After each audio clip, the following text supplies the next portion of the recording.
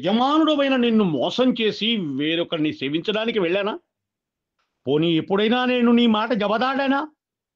నీవే దిక్కని భావించకుండా మరొకరిని ఆదరించి నిన్ను అగౌరవపరిచానా? లేదే.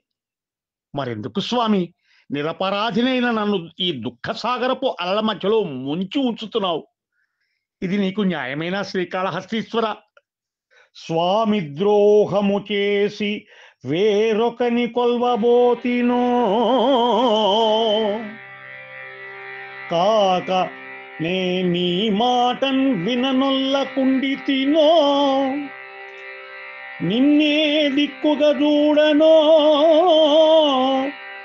ఏమీ ఇట్టి వృథా పరాధినగునన్నీ దుఃఖ భారాసీవీచి మత్యంబున ముంచి ఉంచదగునా శ్రీకాళహస్తీశ్వరా.